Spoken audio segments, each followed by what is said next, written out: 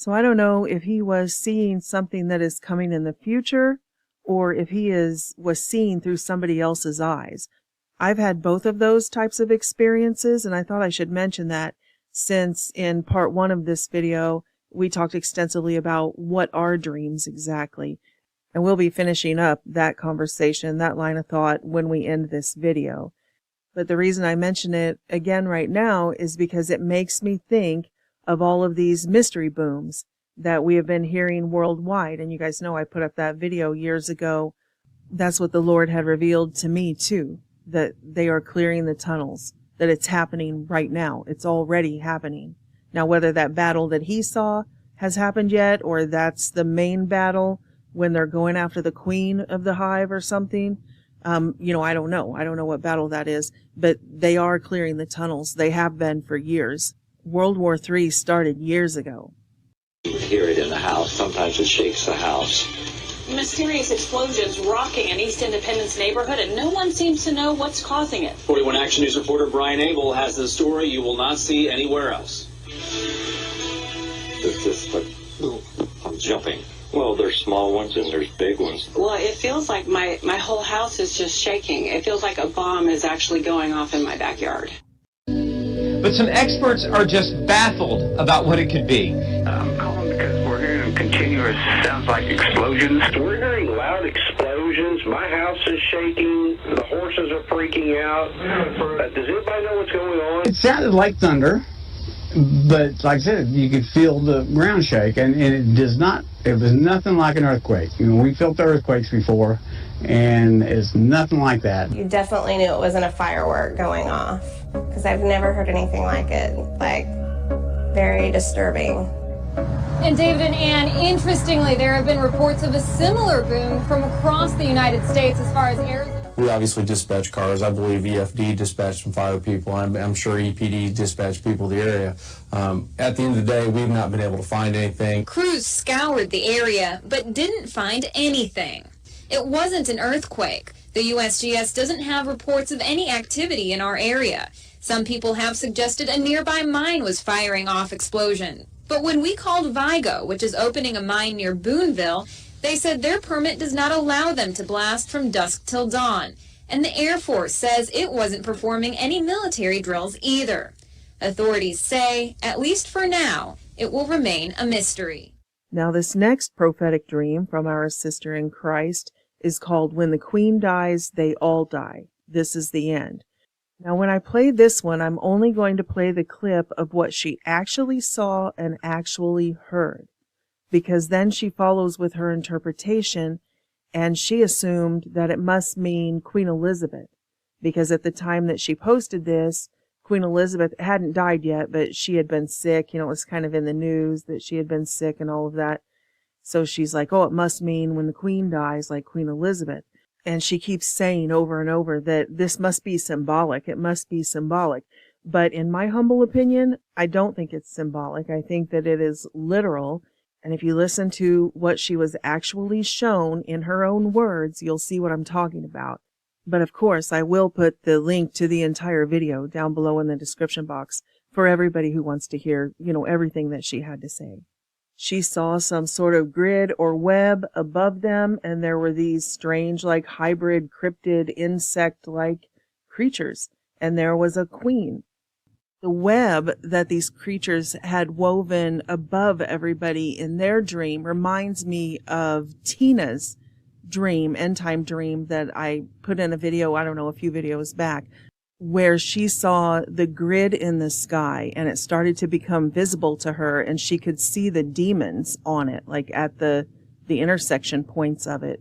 But in that past video, I put lots of other examples in there too, things that other people had seen that were similar. A lot of talk about the holographic sky and the sky dome and, all of that. We've made several videos on that. I don't know how many of you have ever seen the astral spiders, is what they call them. I guess Bases Project and Project Camelot, those groups, they call them scudlers, I think. But I've seen a ton of them. I have seen a bunch of them, and they lock onto your brain. Some of them to me look like, those static balls that you put your hand on, those plasma balls, and then the tentacles go out like that from the core. Some of them look like that, only they're the inversion of that. They're completely black. And I'll wake up from a nightmare and they'll be right over my head with those electrical tentacles locked on me. And I'll rebuke them in Jesus' name and they'll leave. And I'll be awake at that point and I can see them float out and go through the wall, float right through the wall and leave. And other times I have seen them in the form of, they look like tarantulas. They look exactly like tarantulas, only, like maybe 2 foot across. One night, we were sleeping downstairs. We lived in an old 1920s house and we didn't have central air. So when it got really hot out, we couldn't sleep in our bedrooms upstairs. So me and my husband and my son were all sleeping down on the living room floor. We had drug a big mattress down and everything and just made it into like a little bedroom there for us. And again, I woke up from a dream, like a nightmare, and one of those black things was leaving me. And I looked over at my husband and my son, and they each had a giant tarantula wrapped around their head, like a soccer ball. Its legs were wrapped around where it looked round. It was terrifying. I mean, because it was like a 2 foot tarantula wrapped on each of their heads while they were dreaming. And I rebuked those in Jesus' name. And they jumped off. They didn't fly, like morph into that, astral black thing. They jumped off and ran across the floor just like a spider and up the wall and then through the wall. It was gross. That house was haunted. It was totally haunted. I had so many experiences there with radios turning on in the middle of the night, full blast, doors opening. I saw a door open. I saw the hand. I actually saw the arm that opened it. So a couple of takeaways from that play into what we're talking about here is, again, these things cause nightmares. These things will link into your brain, not just to the people in the hive mind beta test and not just to the people who took the injections. We were born into a world where we were told, oh, nightmares are normal. Nightmares are not normal. No, God didn't create us to be tormented in our sleep. These entities are doing this. They're trying to biohack into our brains, and they're demonic. They want to torture us. They literally feed on fear, both in chemical form and in photon form. Remember that DMT trip report where the guy said that he saw these insect-like things, but they had tentacles like jellyfish, sort of like this plasma? And that, they were feeding on his pain. And I did the whole video about the sentient mist where the guy in the woods encountered the nanoswarm that did the same thing. It came over him and it fed on all of his pain and trauma. He could feel it. So I personally believe that they were inducing these nightmares and night terrors to feed on us, to feed on that fear. They were creating their own food source, and they're parasites. They were literally on my family's head, feeding on them, like linked into their brain, causing their nightmares so that they could feed on that fear. That's why the Native American dream catchers look like a web, because they were seeing these things too. They've been in the world long before we were born into this world. But anyway, I will play her prophetic dream. When the queen dies, they all die. And you be the judge. If you think she was receiving a message from the Lord about Queen Elizabeth, or if you think she was receiving a message about something like this, that movie Edge of Tomorrow. Have you guys seen that with Tom Cruise, where they battle these aliens, if you will? And Tom Cruise keeps dying, and that one, when he kills it, it blows it up, the black goo gets on him and he gets infected and he gets caught in a time loop. So every time he dies, he wakes back up and then starts the day over and then goes back into the battle, and he's constantly trying to defeat them. And that gal in the movie right there, she's also infected, so she knows what he's going through, but none of the other soldiers know except those who are jacked in. And then the final battle scene here, what happens is they find out that they can't defeat them by just killing them and killing them and killing them, because they reset the time loop every time. But they could destroy them all by killing the queen, because they figure out that they are not individuals, but that they are a swarm, that they are part of another organism, a hive.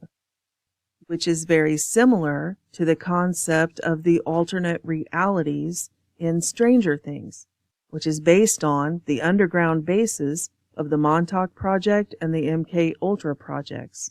So in Stranger Things, they call the inversion the upside down, and it is an alternate dimension existing in parallel to the human world. Most, if not all, of everything present in that dimension are linked together in a hive mind controlled by the mind flayer. Turn into sentient mist and the shadow people and all of these different creatures, from hell, these demonic beings, they all seem to be part of this hive. And the flayer would be symbolic of what we would call the Queen or the Antichrist. Okay, so back to that Edge of Tomorrow movie. Real quick, I wanted to point out one more thing about killing the Queen to get out of the time loop.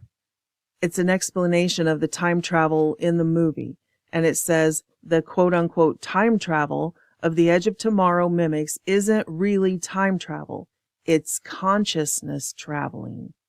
The mimics, and by extension Cage, because he got infected with the black goo, are not physically traveling from one time point to another. Instead, their minds are jumping backwards to an earlier time point, allowing them to alter the course of time by making decisions informed by a possible future.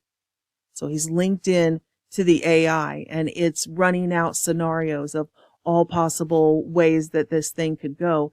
So they're not actually going back and forth, but his mind is biohacked. So he's going through the process with them. And that is exactly what we have been talking about in both parts of this new series, about like Andrew Basiago and Project Pegasus and the Montauk projects, that they had to have a human in the chair. There's a reason for all of that, because what they're doing isn't real time travel. It's this. It's consciousness travel. And it's not them actually jumping to Mars from a Mars jump room like they report. It is their minds jumping. Anyway, I'm getting ahead of myself. I just wanted to show the movie clip because to me, that sounds like what she saw. I don't think this has anything to do with Queen Elizabeth. But you be the judge. Here it is. It's like that type of dream that when you have it, you just know it's from the Most High. You just know that it's special. And I woke up just so happy. And most of the time when I have prophetic dreams, I'll have the dream, and then like throughout the day I'll figure out what each part meant, and like different details, and it was just amazing. Like, he revealed so much to me, and he told me to basically get up and grab my sword, and it's not time to rest yet. That it's the last hour. Like, he's coming sooner than we think. It's not going to be 10, 20, 30 years from now. It's like, I don't want to put a number on it, but it's like soon. Like, this is the last hour. And, oh, okay, the dream. So, there was like a group of all the Kodashim were like here, and we were like looking up, like way up high, like super up high, and there was like all these like bugs up on the ceiling. I feel like it was like a net of some sort, and they were like all up there, just like hanging up there, and there was the Queen up there. But like we're all watching, and we're like, oh, she's gonna fall, and the Queen, because she was dying, and the Queen, she fell all the way down. We watched her fall all the way down and hit the ground, and then she got up and tried to crawl up like this pillar, and then she died. And we knew when the Queen dies, they all die. That's what I heard. When the Queen dies, they all die. Okay, now this next clip is from the German scientist Harold Kautz, I think, Vela. Most of you are well acquainted with his work. He was way ahead of the game on this. He has been talking about the AI-infused technologies, nanotechnologies, and how the giant frickin' robot, the AI, is the invading force. It's what we are calling aliens and all of these other entities are part of another organism. And that entity trying to take over is AI. So this is an older clip from the Basis project, but I picked this one because they were also talking in here about the astral spiders, or these AI, black goo, whatever they are, drones that they send out. To exterminate us, we would know it as the predator, is that right? Yes, that's it. And it has now achieved a state of biological existence. This is basically what we observe is dealing with an invasion of alien spirit, alien being, alien... And so that is reassembling itself using our biology. This is something... It's using the physical material of our Earth to assemble itself, but it can only sustain itself on our life force. Yes, exactly. So our life force, they need us to manifest here. It is a little bit hard to say who is controlling the entire thing. In other words, who directed that stuff here to start with? Now the question is, does the species control the consciousness, or does the consciousness control the species? Or was it the building blocks of that species to start with?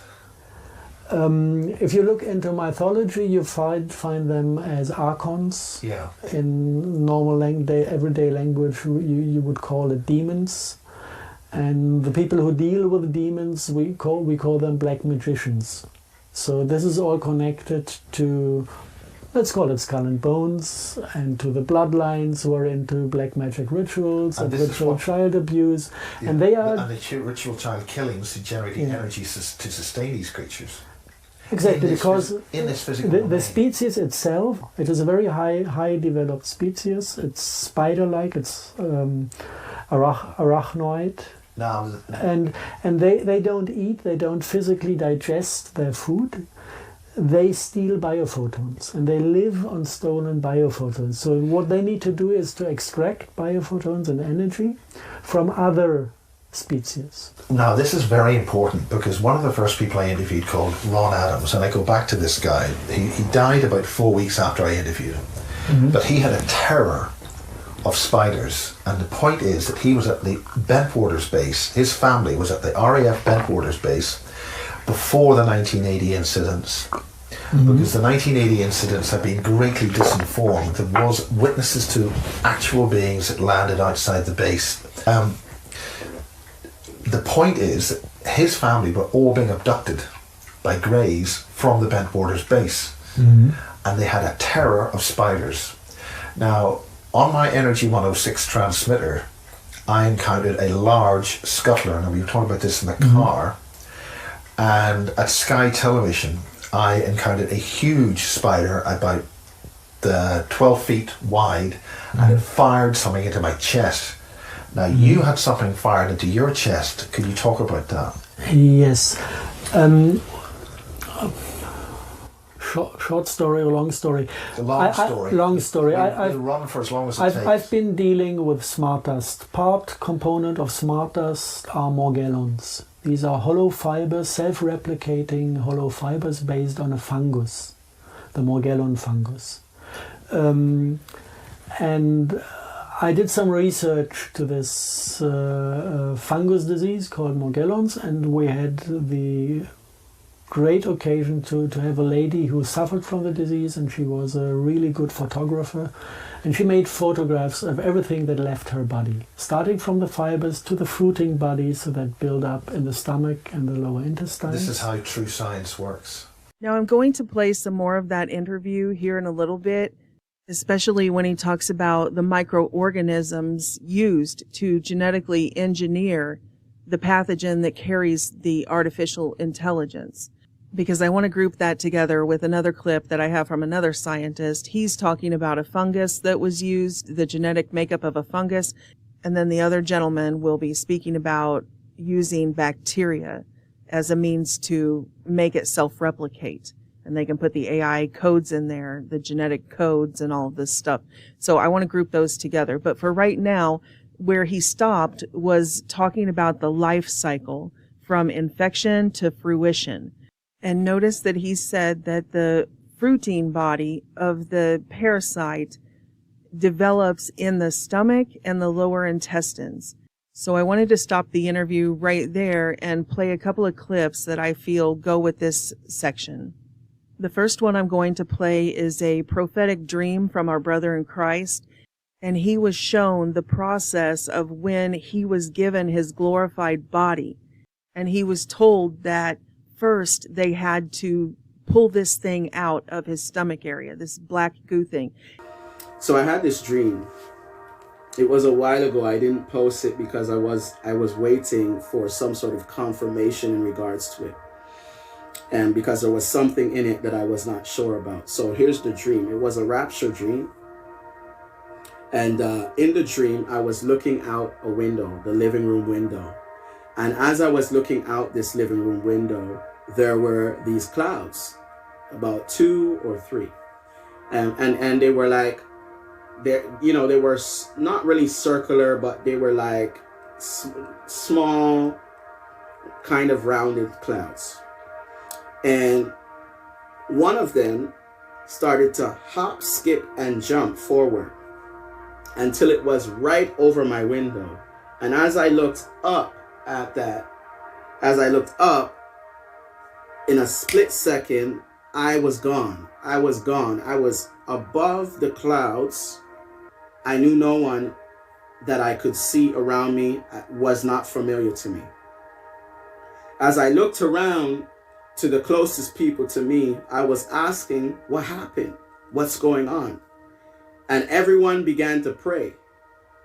And I heard the Father's voice like that of thunder from the sky above, saying that we had to be changed first. We needed to be changed first. So I was like, okay. And then I saw people start to vanish. Poof, poof, poof, poof, off of the boat. But then they would reappear in the same way that they went. And when they would reappear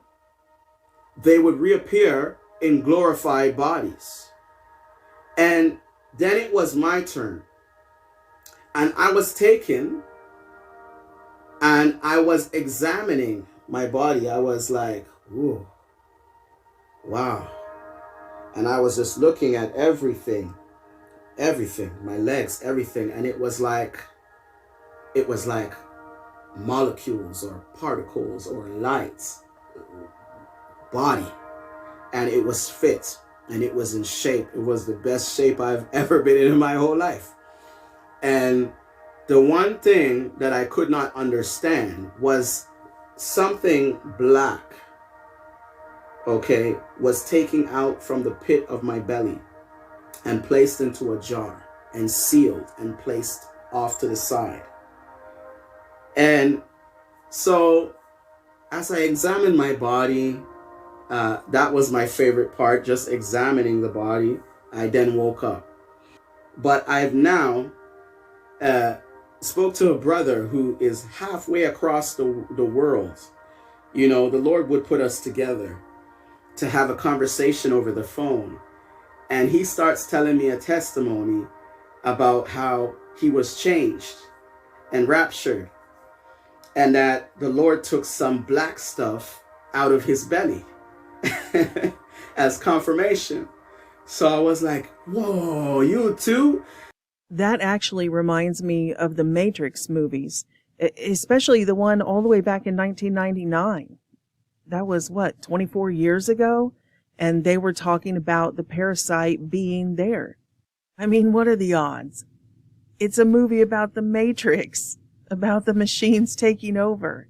And they just happen to say that the implant is right there in the me of is deliverance. Have you ever been praying and worshiping and, just praying to the Lord, and you can feel the presence of the Holy Spirit come strong, and then you'll start to convulse in your gut right there, like almost like you're involuntarily, like doing sit-ups, like there's something revolting in there, and then you pray through, you worship through, and you get deliverance, spiritual warfare. You can also see it at deliverance ministries, real deliverance ministries, when people get delivered by the Holy Spirit and they fall out, and they will have that involuntary, like cramping convulsions right there in their stomach, like something is, there's a battle going on or something. And sometimes the stomach convulsions will get so bad that people going through deliverance will throw up. Also, another coincidence is gastrointestinal complications after the COVID-19 vaccines. Well, after all vaccines, really. Crohn's disease, irritable bowel syndrome, but specifically with this layer of injections, that something's different about the layers they're at right now. People report a lot of abdominal pain, nausea, vomiting, GI bleeding, that sort of thing. So, interesting. Okay, now do you guys remember the whistleblower that Dana Ashley interviewed several years ago? It was long before COVID-19. And way back then, this guy was claiming that this nanotechnology existed and was already inside all of us. He said that they had discovered a way with the technology to make a direct link from the stomach to the brain through the vagus nerve. And that this technology, once it assembled in that part of the stomach and intestines, it was almost impossible. And he said the only thing they ever found that would disrupt that connection was sodium borate. So I wanted to play a clip of this whistleblower testimony right here in this segment, because isn't this exactly what Harold Vella said? That the life cycle from infection to fruition ended up right in that same area. And then that gives them the link directly to the medulla oblongata. That's the link to everything right there. The medulla oblongata not just transmits signals, from the spinal cord into all of the higher functions of the brain, but it controls all of the vital autonomic activities, like breathing. You don't have to tell yourself to breathe. That's all medulla oblongata. Heartbeat, respiration, and a lot of the real doctors who weren't just like going through the motions, who were on the front lines of the release of this COVID bioweapon, that's what several of them were saying, that they said there's something going on with the respiration, that the body isn't automatically doing its job. It's not that there's, pneumonia in the lungs. It's none of that. This is different. There is like an autonomic problem. And we've also seen an epidemic of heart rate problems since they released this thing in the earth. I can't tell you the number of people that I know who have had to get pacemakers. Even I had to have the heart surgery, the SVT surgery, where they go in and burn out circuits of your heart to make it beat right again. And Deb and Rob, they went through a really bad bout of regulating his heartbeat. He was having dizzy spells. They put him on the monitor. His heart rate was dropping way down, like between 20 and 40 beats a minute, and then sometimes jumping all the way up, like the super fast racing heart. So he had the SVT surgery to fix one, and then he had to have the pacemaker to fix the other. I mean, it's still not perfect, but the point is I'm seeing that with so many people, respiration problems and heartbeat regulation. And that is from this vagus nerve that runs directly into the medulla oblongata. Something wrong with his medulla oblongata. So like I always say, I don't have any way to vet any of these whistleblowers that I will be, sharing with you today. So you can take it or leave it. It's no skin off my back if you believe it or don't believe it. I just want to share the information. I certainly haven't looked into all of his work yet, but the topics we are discussing today, I believe, is quite valid, as is his work predicting earthquakes and the earth changes he is anticipating as well. So I hope you enjoy and that this serves you and your families well. So let me just pull up my questions. So by the way, wow, on your email, I can't even believe what all you've been through. I mean, I can, but that was incredible in regards to your, your team that you had and everything. I'm very sorry for what you went through, but I would assume that part of that you don't want to be shared or discussed in public, no? Or I'm not sharing my screen right now, right? Because I don't see No, you're not. Okay, No. I was just making sure. That's the topic that we can go through if you want to. I let people do that. We can go in anything you want, but I'm just warning you that you're going to be AI is going to be paying careful attention to identify threats, anything futuristic from what we're saying that could raise your threat level and my threat level and things like that. So with the sodium, with what we're talking about is a nanofilament replication inhibitor. And what got me in trouble was working with the Institute. It wasn't because of Project Black Star that got me in trouble. What was the main goal of the Con Institute? Those are the people that specialize in Magellan's research. Oh. Things like that, which is uncontrolled replication of the silicone strands inside of people's body. So it's like for a silicone-based life form is what it is. I'm familiar. Right. And so members of the team, just saying his name raises your threat level. I won't say his name. No, well, I already have, but he was a key member. I learned most of what I know from him. He's the chief over the building of more than 200 facilities around the world. He understands the technology. He understands all that stuff. And he set me down and explained it to me how everything works so I could see the larger picture. And it's very frightening of what the reality really is. So he saw what it was doing when he was building it, and he decided to stop and go talk about it and try to be a part of the solution? Well, in 2013, now it's a digitized, when they changed from the analog system to digital, then they built a lot more facilities. Without him, he was upgraded. So he was phased out. New people are in there now, but he still knows what he told us about the transition as it was happening. And his body is riddled with, and members of his family have been taken through, and people that he worked with, and so horrible. So I wanted to, so just for the people who haven't had know what your email said to me, you mentioned this program since 2013 maintains the carrier wave around our planet that AI uses to create frequencies for maintaining communications with the thoughts inside our bodies, creating input feeds for hosts populating sims or real world simulations. Now, the technology that I've heard of has been around a long time, and back then they said it was for space only, but was it always designed to control these thoughts in our bodies that we're talking about? The program has a lot of different uses. This is one of them. Okay. Right here. The goal is to create it's like a matrix, a real world simulation populated with real world hosts. A little you and a little me is in there, just like in the Matrix with Neo and Morpheus. They're having a conversation just like we are. And the goal is to take the feed from us, from our respiration, our heartbeat, everything, and feed it directly to the real world host to make it as real as possible. Over 70% of the population can be integrated into the real world simulation. The oddities of the human anatomy make it so that a percentage of the population cannot be integrated.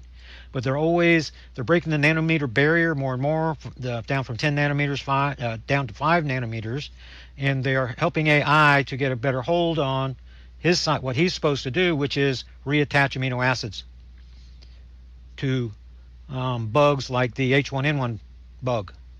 The only thing that made that not a super strain and a super killer was the removal of 2 amino acids that they want AI to put back in, to put the teeth back into the guy. When everybody has the H1N1 in them right now, that's the first half of the binary. All they need to do is put the 2 amino acids back, and then you have, in different populations, you're going to get different super strains that are going to evolve out of that until you get the super deadly killer. So they can use AI using voice commands to eliminate an individual, a family, or a race of people by AI and the nanos, this carrier wave, subfrequencing on top.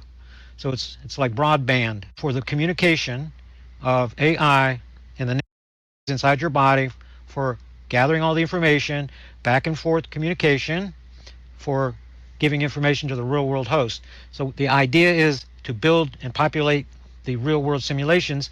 The feed is coming from us to them, but then the plan is to reverse the feed. Right. So they reverse the feed, then they get the real world host working ahead of us, and then they reverse the feeds, and then I'm being controlled by the host inside the simulation. That's what they're doing. But it's not just for people. It's not just for animals. It's for everything. Wow. So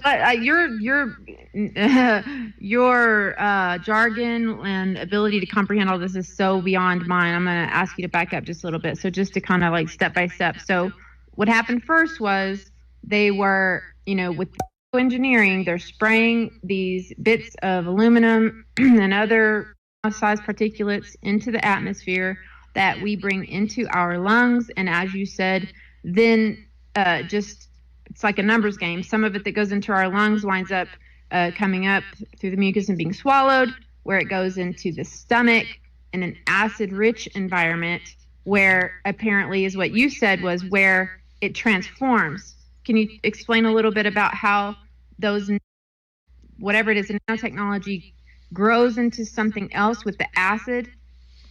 Okay. So there's a disconnect in people's understanding of, they think that they're spraying shots on you. They're not doing that. That would never work in the first place. What they do is they spray these components, and then we breathe them in. Animals breathe them in. They're spraying them on the plant life that takes them in. That we eat. That's right. And then what goes into our lungs, our body wants to expel.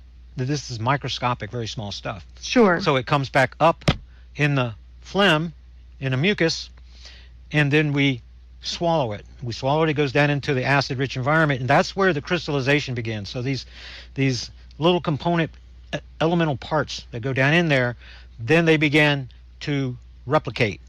And these are crystals that are replicating, and they grow to a predetermined diameter, which is very small.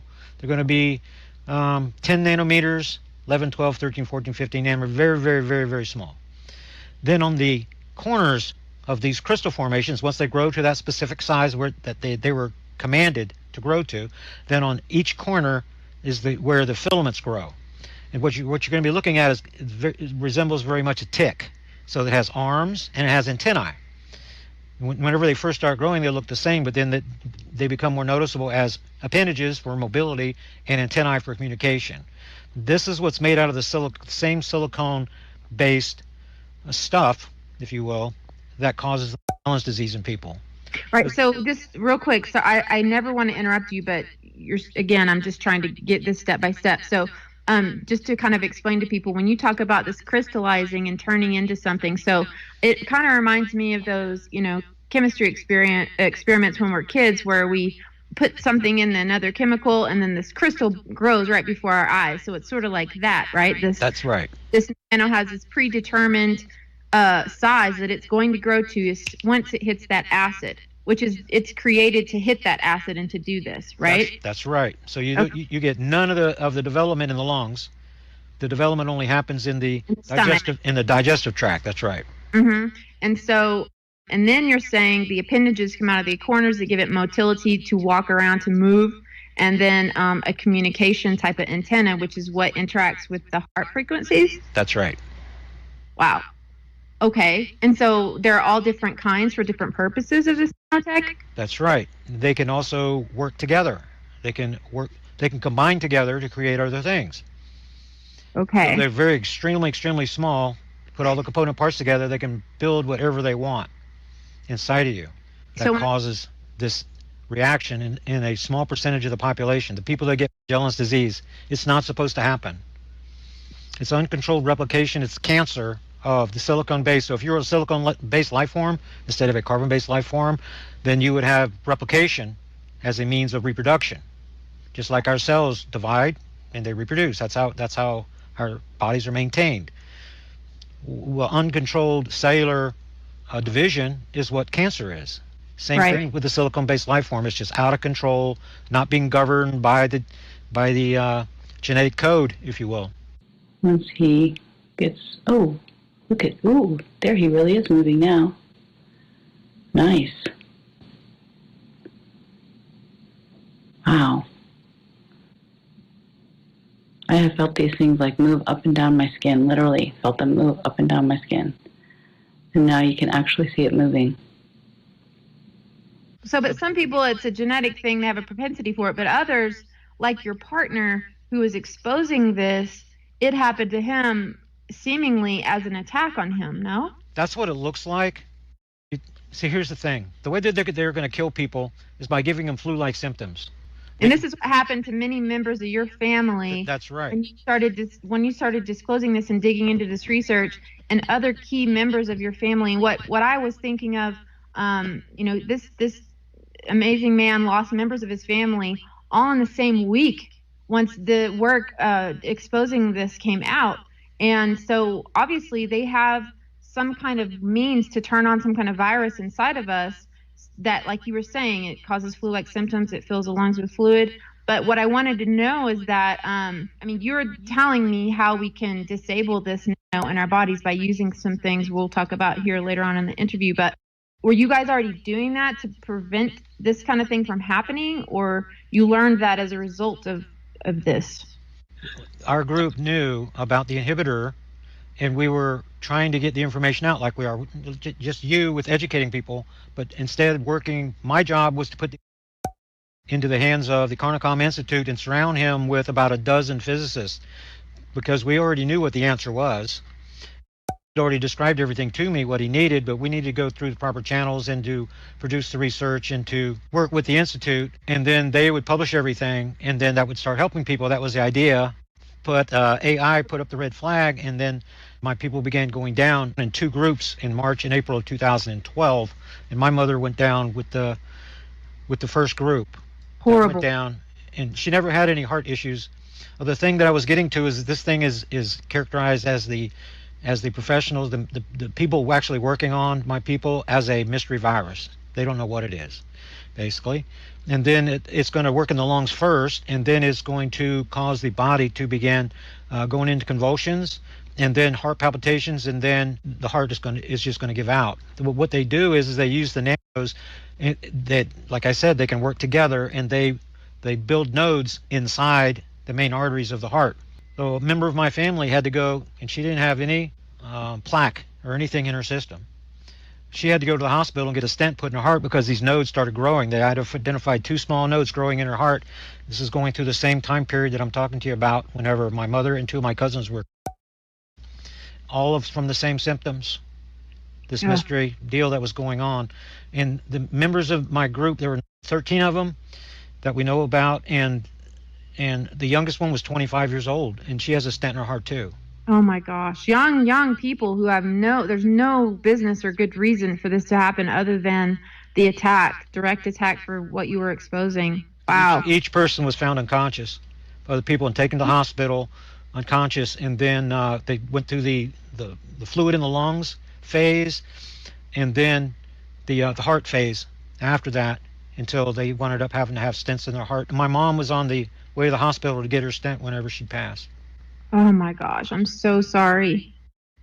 So why would they, now this was another question I thought of, why would they attack your family and leave you alone? Same with him. Members of his family also, why would they not go after you doing the research, do you think? Actually, I think that they did. I was down for the count 3 times in 2012 myself, but I was taking as much as I could of the inhibitor. Oh. So maybe that had something to do with it. Maybe they keep me around to desensitize the people about it. But I responded and I had a 360 member research team put together that we came together on Pal Talk. And then, so we had people coming in and going out all the time with 65 administrators, very big, powerful group, physicists, astronomers, and that was just all disbanded. So we were doing up to 7 radio shows per week, myself, we had our geologist, we had Turney doing the geopolitical analysis and things, and all that was thrown away. Now you see I hardly do any interviews. The idea is to stay behind the pace, yes, to go nice and slow, yes, and become their useful desensitizing agent.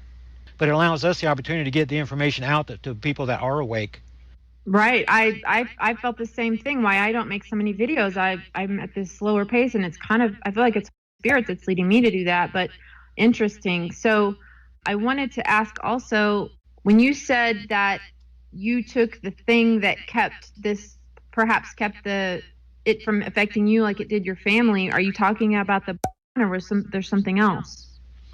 Now that's the only known replication inhibitor. that Wow. that knew of, and that's the only one that I know of so far. It's the similarity to those filaments and the cell walls of fungi. Very, very similar. That's the same things. Apple cider vinegar has a 9.3 pH. Raising your pH makes it more difficult for the fungi and the nanos. Wow. So what we're The talking higher about, the pH. Yeah, go ahead. what we're talking about here, folks, is boron, or it's a mineral, boron, and a very common, very easily accessible, cheap form of that is actually something that you might have in your laundry room right now called 20-mule team borax. So you take a pinch of that in water every day. Is that all you do? In my morning drinking, I got my drinking water glass right here. And in the morning, then I put 1 pinch in. This is a pint. So I put 1 pinch in, and I drink maybe 5 or 6 glasses per day. So in the morning, and then once again around noon, and then in the evening, I just take 1 pinch. Just the smallest little pinch that you can put in, that's all it takes to have it, to have that in your system. And I didn't mention to you the maximum doses allowed by the FDA. That's going to be a 1/4 teaspoon for if you're a 200-pound man, and 1/8 of a teaspoon if you're a 100-pounder.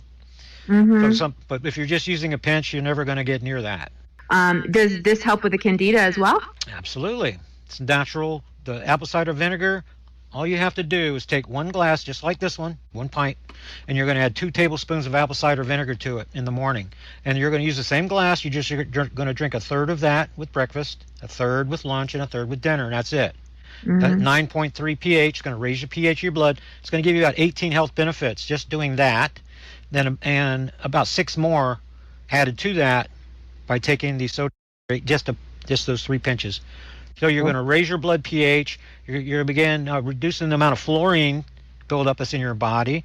That's affecting your ability to think. So just because I'm so into health aspect, and I'm not one to just sit around and go, oh, this is so terrible, look what they're doing to us. I really want to focus on what we can do about it. I've been looking at ways to detox aluminum from the human body. I've been looking at ways to try to disengage the nano that I'm looking into right now. I don't know. I mean, it seems like as though boron is really this phenomenally amazing key. But have you heard anything about how, because the thing about this nano, if you think about it, although it's kind of incredible, like what they've able to accomplish, but at the same time, this must be pretty sophisticated equipment they've got going on. And so I've heard of people using powerful magnets to sort of disengage their capacities too. Have you heard anything about that? All kinds of information is sent to me, and it is shared in the weekly newsletters. Okay. But like you, it's just impossible to track down every lead on everything. Oh, sure. Right? So we have our own narrative. Right. Mine is Earth changes and what this black star thing is doing to us, and what's happening under our feet. Okay, I'm going to cut the interview there, and I will put the link down below in the description box, as always, if you guys want to go watch the whole interview. I don't know if she's still on YouTube, but I did find her channel on BitChute and grabbed the link from there. And actually, ending on that part of the interview where he was talking about the black star, his work with the cataclysms that are coming and the black star and all of that, is a pretty good segue, because we are going to be leading into the next whistleblower testimony about the secret space program. And he claims that one of the projects that his work camp, his slave labor group, was working on was something similar to a sun simulator, that to light a star. So that's interesting, but we're not quite there yet. I want to play one more clip on these demonic spider AI drone black goo things, the Scudlers. And this is another prophetic dream from a brother in Christ. And he saw not only these sort of AI entities that we've been talking about, but his vision also involves this black rock or black sun. That's what the Nazis called it, right? The black sun. What the last whistleblower just called it the black star, and some people called it the black stone, but he says he didn't know what it was, if it was a planet, if it was 2 moons, if it was, until it got really close. He said it could have even been an asteroid. But anyway, I'll let him tell you what he saw. But this one, as soon as I woke up, I knew I'd had to write it down, and I knew it felt important. maybe it's not, but I wanted to explain it anyway because it had a really profound impact on me. So it started off, I was in like a housing estate that I didn't recognise somewhere in the UK, and I was with lots of people outside, and people had their phones up, they were filming the sky, and there'd been talk about there being 2 moons, and people were really weirded out by that. And there'd been lots of talk about, no, you're just seeing the same moon, it's nonsense. But in the dream it had felt like it had reached a crescendo whereby people couldn't deny it anymore. There was 2 planetary bodies. You could see the moon and you could see something else. Now, in my dream, I think it was to the east, but I don't know, on this housing estate, like I say, with all these people I didn't recognise. I'd say tens of people out in the street, out from the houses, filming the skies on their phones. So I see this one moon, yeah, and it's our normal moon, but it's blood red. Quite powerful in its own right, quite unusual. I've seen photographs recently of blood moons that look quite similar, but I'd never seen a moon that looked this red. And that felt like it was over to the east, so let's just say that way for the sake of this video. I could see at that part where that, underneath where that moon was, it was light. It was like an evening. Whether that was light coming from this incredibly bright red moon, or whether it was the daytime, I'm not entirely sure. Anyway, so there's that moon over there. It's quite high in the sky. Could be the moon, but it's red. Then to this side, so kind of a lot more west, there was this, it was another red planetary body, and it started off quite far away, and at that point you could just see 2 planetary bodies in the sky, and people were saying, well, there's the moon over there, so what's this over there, what is this thing? And people were filming it, getting quite excited by it. So I got my phone out and I started filming it as well, making small talk with some of these people I've never seen before in my life. This thing starts getting closer, and as it gets closer, it's more like a planet in its own right. I can't say planet, it was a big body. It could have been an asteroid, I don't know. But it was bright red as well, and no, let me just reframe that. It was a dark grey rock, but it had like a blood red, is the word luminescence? Shine to it, and there was red lightning, flashes of red lightning. It's like it had this incredibly thundery atmosphere, very dark, very glooming, very brooding, and the red lightning was just all over it. It was awe-inspiring and quite terrifying. And as this thing got closer, the detail on it was phenomenal. And there was another thing going round it, orbiting round it, a smaller grey rock, and it was almost like spiked. It was almost like spiked. It was incredible, and people were getting quite upset at this point. I wasn't upset, but I was quite amazed by what I could see. Anyway, I decided to go and film this, to get a video on this phone now. This phone was in my video. I decided to get a video of both of them. So I'm filming this one up here, and then I run off in the direction east towards the other one, so I can do a nice video just showing people, look, this isn't the moon, there's 2 of these things. I get to this house, and this girl opens the door and she says, come in, come in. So I go running into the house, and I run upstairs to the first floor, and she's beckoning me to a good vantage point. So I'm there and I'm filming this blood red moon, and I'm talking to these people about, you know, it's the end of the world. We're having a bit of a giggle about it, as you do. And then so I'm running around, there's other people in the house. I run back downstairs. Then at that point, the dream flashes into a sequence of other things. So first of all, I'm shown a scene where I'm in a kitchen and I'm with some family members, And I've been collecting water from springs recently. I've been drinking it directly from springs. I don't recommend that, but I'm still alive. It's 4 months down the line, I'd say. I got this message saying, you can't give this to them, you can't, it's poisoned, it's bitter.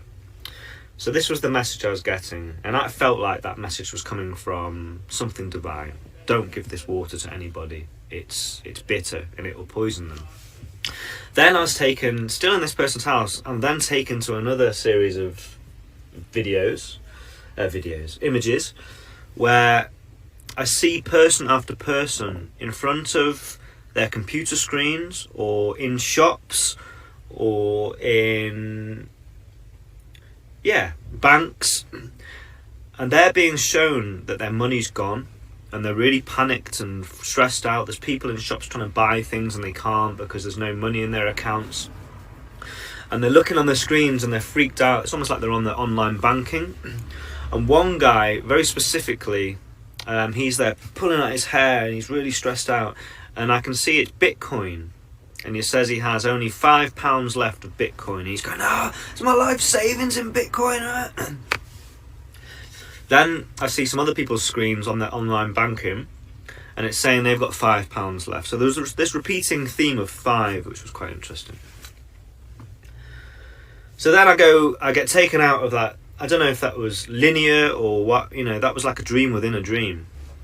Then I'm back in this person's house, so I run out the front door, still filming, and I go and film this larger of the two objects. It's in the best vantage point is kind of like in someone's back garden, so I run down the side of their house by their fence, and I'm there filming it in their garden. And there's a lot of people doing the same thing, so it's almost like this person said, come and film the end of the world, it's fine. So I go in, I'm filming this guy. This thing is really close now, and the detail is phenomenal. And like I say, it's wow kind of feeling. Then I notice, and it feels like it's only a few miles away.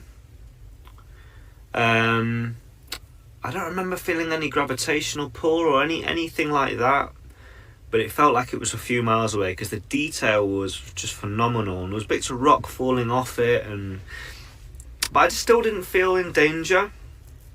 So I'm looking up, I'm filming it all, like, wow, this is an amazing video, filming it all. And then this thing, it flies off up into the sky, up into space, and it disappears. This is where it gets a little bit weird, so stay with me. I turn to my left and I see this really freaky, it's like a drone, sort of like a sort of Spider-Man drone. But I don't mean Spider-Man as in the guy with the webbed hands, I mean like a spider-like drone. It's got a human's head, it's got a spider-like body, and it behaves like a spider, and I'm fairly sure it had like a scorpion tail. And it looks at me, and I can tell straight away it doesn't want me to be filming this. So I look at it for a second, and then that's when I actually think, wow, this is a bit scary. So I decide to run. So I turn, and this thing leaps up onto the wall of the house, and it's running along like a spider. But it's not of flesh, it's like artificial intelligence. It's like something you'd see out of some advanced Terminator movie or something. So this thing's chasing after me. I go running around the front of the house, and I run into the house, and I slam the door shut, and I actually felt the sense of guilt. Like, you've brought this thing to this family, it's chasing you. And as soon as I got into the house, I'm still filming on my phone, and I look down on my phone, and all of a sudden everything wipes on my phone, and this message comes up saying DOS attack, and a black triangle, very specific, a black triangle, DOS attack. And I'm aware straight away my whole phone's been wiped. All of the pictures I've taken, all of the videos I've taken of this crazy planetary body, asteroid, whatever it was, big red beastie thing, have disappeared. I realised this thing isn't chasing me anymore, and what I felt in the dream is that all it was doing was trying to make sure and wipe people's recordings of this. Then I'm taken up, and I can see all the people outside who have been filming this themselves, and the same things happen to them. DOS attack, I can see it on all of their screens, and all of their screens just go blank, so all the footage goes. Then at that point, I just come to like with a jolt, and I look at my phone and it's 4 a.m, and I just start to write the dream out. So I really believe that the technology that this breakaway civilization has, it is millennia ahead of where the secret society keeps us at. They keep us dumbed down. We're all looking at these robot dogs. These are the things we're worried about. Oh gosh, we're going to be policed by robot dogs. But we are already being policed by these shape-shifting technologies, these AI, programmable matter, shape-shifting, some people call them monitoring spirits in spiritual warfare. If you have a monitoring spirit assigned to you that watches your every move, watchers, they've been called watchers. Or like Harold Vella was saying, most common names are the archons or demons. They are real. I have seen them. And I'm not the only one. Tons of people have seen them. But the CIA, the way the mind control, MK Ultra mind control works, is that the CIA programs slides. They call them slides. And it keeps you from moving past a certain level. So when you do start to see what is around you, then you'll hit a slide.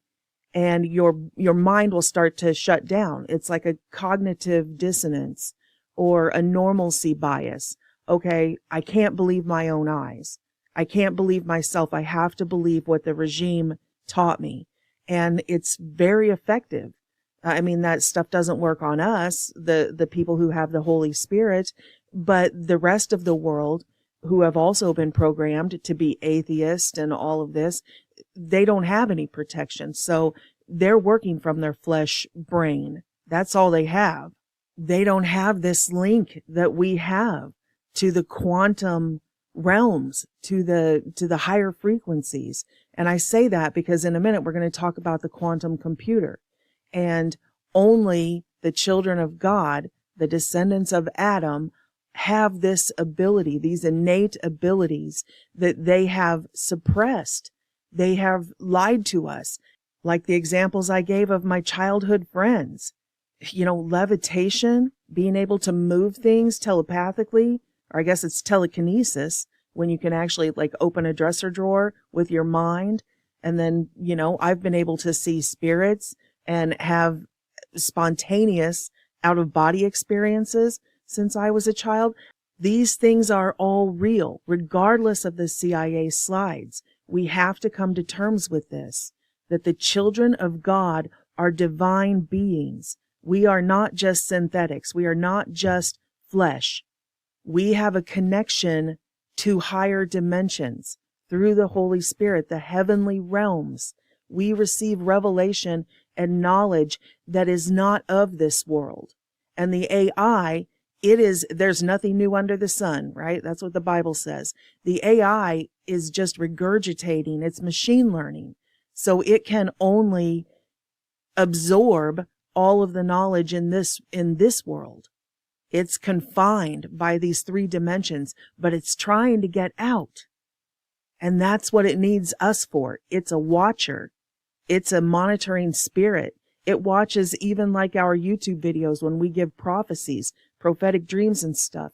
It's learning about the quantum realms through us. And we're its only link because it is not alive. It is not attached to God. It is not in a symbiotic relationship with the Holy Spirit. And nor are the fallen angels who created this thing in ancient times. They are excommunicated from God. So by definition, it can only create hell, realms that are a constant cycle of entropy, of degrading that gets worse and worse and worse. And all of those dimensions, every copy of the copy of the copy that gets worse, they are all absent of God. It is impossible that it would be otherwise. And that's what they talk about in Dante's Inferno, that it just gets worse and worse and worse. And that's what also my dad's out-of-body experience or near-death experience when he had his open heart surgery. I talked about this. I talked about the time loop that he was shown. and this ever degrading journey into hell, an unbearable hell. I talked about my vision in that video as well. They are artificial dimensions. They are not real. All dimensions of this being, if you want to call it a being, an entity, all dimensions of this AI entity are artificial dimensions. All of the LSD dimensions, all of the DMT dimensions, they are populated with dead things.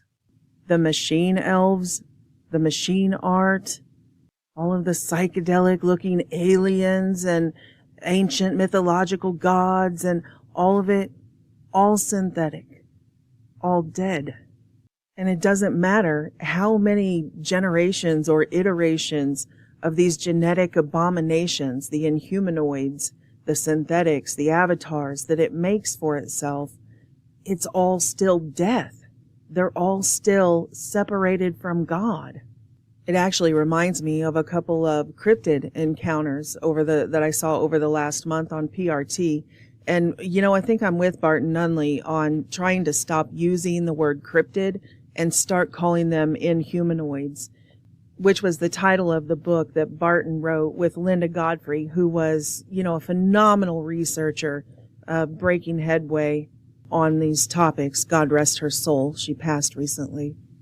But she finished her work, and tens of thousands of us, if not millions of us, have taken the baton from her, and we're moving forward. We're still running this race to get the truth out, that there really is something inhuman living among us. Many things, a kingdom of inhuman entities living among us, an old world order that seeks to resurrect itself and be the new world order. But the reason I think it is important is because that word cryptid is short for cryptozoology, which is a very materialistic view of the world, that just three-dimensional, that the creatures that people are witnessing in their everyday lives, that we aren't told what they are, then they must be just, zoological, an animal, just another animal that hasn't been classified yet, that, maybe it went extinct, or there's just a small remnant of it, or, something like that. And I don't think that is the case at all. These things are not natural. I believe that these are the creations. These are synthetics. These are genetic abominations. And people see them every day all around the world. And yet we have that slide that is built in by the CIA MK Ultra mind control, to the point that most people who have these encounters, they won't even tell anybody, or they'll tell one person or two people and get ridiculed, and they'll never talk about it again. Some people just shut down, and they don't want to know about reality. They're like, I just want to go back to, the Matrix. But there is a growing parallel society right now. For the first time in my life, I've been trying to find someone that I could have an intelligent conversation with about these topics since I was a child. And it was just forbidden. It was just the forbidden history, the forbidden taboo topics. But thank God that he kept a remnant in the world, and we are building a parallel society where it is okay. This is for the equipping of the saints. We must be equipped as we go into this end time battle. And the Holy Bible says that every word of those scriptures are for the equipping of the saints. That doesn't mean we pick and choose and take out all the miracles, all the wonders, all the supernatural, all the demons, the parts about goat man, or this hybrid satyr creature that's dancing around in the woods. We don't get to delete all of those parts. This is for the equipping of the saints. We need to know our enemy. So anyway, there were a couple of reports on PRT over the past month that they didn't necessarily connect to the topics we talk about here, like synthetics and black goo, sentient mist, programmable matter, the hive of artificial intelligence creatures. But nonetheless, I want to mention them here because I think that they are confirmations for what we are talking about. So one of the anomalous encounters with these, what they're calling dogmen or werewolves, hellhounds, the guy said that early on in his life, he had an encounter with these things, and he had taken a shot at one, or had gotten into, a battle trying to save his life. He was scared to death for his life. It was very traumatic. And at the end of it, he believed that he had harmed it or possibly killed it, although he never found a body. And I don't know exactly how that works. I know that several eyewitnesses have said they've tried to shoot them, and it either went right through them or made like a dust, like a scattering of particles or sand or something like that. Like many of the people who have dogman encounters say that, like the sentient mist, they can see that either part of them isn't completely formed yet, or they have this mist fog like around them. And other times people report seeing the same or similar creature, and it can be shot, and it does bleed, and it eats. So, if I had to guess, I would say that there's a spectrum of these synthetic entities and genetic hybrids. Some of them are these sentient mist, these black goo creatures that are fully artificial intelligence, but others are literal genetic abominations. We know that all the way back in World War I, the Soviet Union, right here on the screen is the guy's name, a famous biologist, was making hybrids. 6.8 clearly describes death and hell, Hades, as entities. Those dimensions are dimensions of an entity. Artificial and dead, but nonetheless an entity. Revelation 6:8. And I looked, and behold, a pale horse, and his name that sat on him was Death, and hell followed with him. Okay, so in addition to all of the inhumanoids, the inhuman synthetics and genetically engineered hybrid abominations, the shape-shifting sentient mist and black goo type avatars, in addition to all of those inhuman entities, inhumanoids, we've also covered all of the humans who have been taken captive down to the underground bases and to what I believe is the home of the quantum computer in Antarctica, the Queen, Central Command out there. So many humans are going missing, to the tune of enough people to populate entire countries. That many people are going missing worldwide.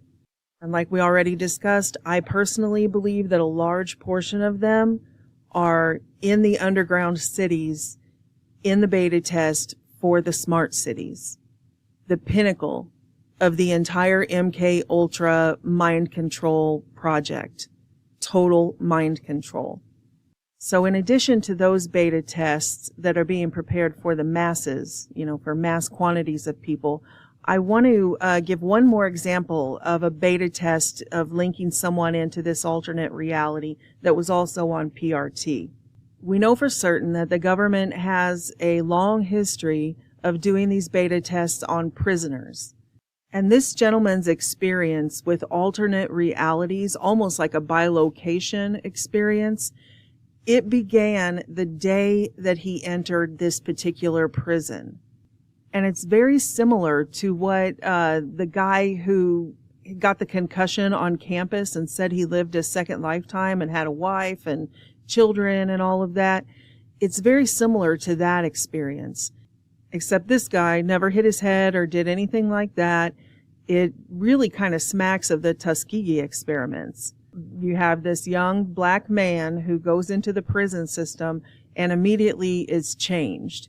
He starts having these alternate reality experiences, and he's very methodical, almost robotic in his daily program.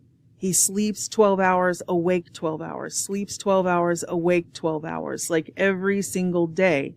And he starts compulsively journaling both experiences, both journaling a diary of his life in the prison, as well as what he saw and lived in the other alternate reality. So I'll just let Josh tell the story, and you guys be the judge.